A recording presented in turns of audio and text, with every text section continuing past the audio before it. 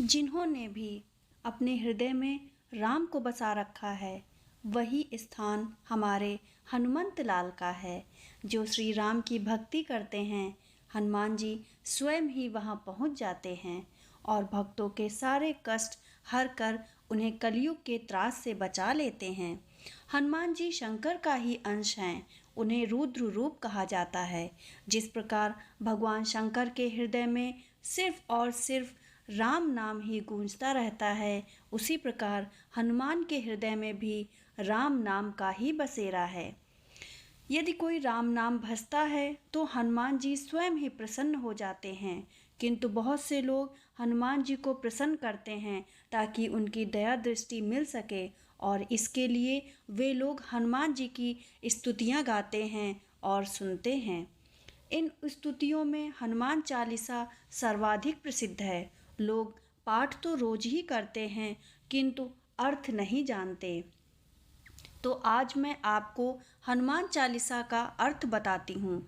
हनुमान चालीसा में तुलसीदास जी ने कुछ ऐसे गूढ़ रहस्य भर दिए हैं जिन्हें जानकर और समझकर हमें अपने जीवन की एक नई दिशा मिल सकती है। हनुमान चालीसा की पहली 2 पंक्तियों के बारे में आज हम बात करेंगे। पहली 2 पंक्तियां हैं, श्री गुरु चरण सरोज रज निज मन मुकुर सुधार, बरनौ रघुबर बिमल जस जो दायक फल चार। पहली पंक्ति का अर्थ जान लेते हैं। श्री गुरु चरण सरोज रज निज मन मुकुर सुधार। तुलसीदास जी इस पहली पंक्ति में कहते हैं कि मुझे अपने मन रूपी दर्पण को साफ करना है, उसे सुधारना है। कैसे सुधारें कि जो गुरु हैं और उनके चरण रूपी कमल हैं, उन चरणों की धूल से मुझे अपने मन के दर्पण को साफ करना है। प्राचीन काल में शीशे को धूल से साफ किया जाता था, और जब शीशा चमक जाएगा तो उसमें हमारा चेहरा साफ दिखाई देगा। तो इन पंक्तियों में तुलसीदास जी कह रहे हैं कि मुझे अपना मन रूपी दर्पण साफ करना है। तो किस चीज़ से साफ करूं?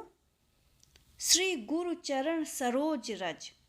सरोज माने कमल और रज धूल। निज मन मुकुर सुधार। तो तुलसीदास जी कहते हैं कि मैं गुरु के चरण कमलों की धूल से अपने मन रूपी दर्पण को साफ करूँगा। साफ करना मतलब पवित्र करूँगा।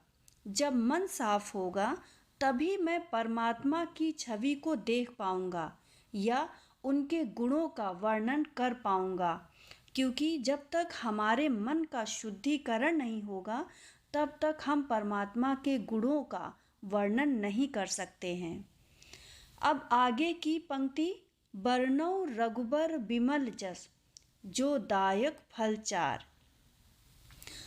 तुलसीदास जी कहते हैं कि यदि चारों फल प्राप्त करने हैं, 4 फल कौन से हैं? धर्म, अर्थ, काम, मोक्ष। बरनौ रघुबर बिमल जस। तुलसीदास जी का कहना है कि मैं भगवान राम के यश का वर्णन करना चाहता हूँ जो बिमल हैं, अर्थात इन चारों फलों को देने वाले हैं। धर्म, अर्थ, काम, मोक्ष को देने वाले हैं। धर्म यानी धारण करने योग्य। धारण करने योग्य क्या है? जिसमें पूरी मानव जाति का कल्याण हो, जगत का कल्याण हो, परोपकार की भावना हो। अर्थ, अर्थ यानी कि धन। इस संसार में रहने के लिए, जीवन यापन के लिए धन की जरूरत होती है। काम, काम यानी इच्छाएं, हमारी सभी इच्छाओं की पूर्ति, और अंततः मोक्ष की प्राप्ति।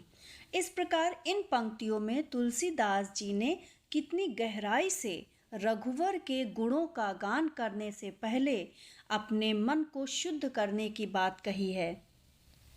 आगे की पंक्तियों के बारे में कल के वीडियो में बताएंगे। हम 2-2 पंक्तियों के अर्थ की व्याख्या लेकर के चलेंगे। आज यहीं पर विराम देते हैं। तब तक के लिए राम राम।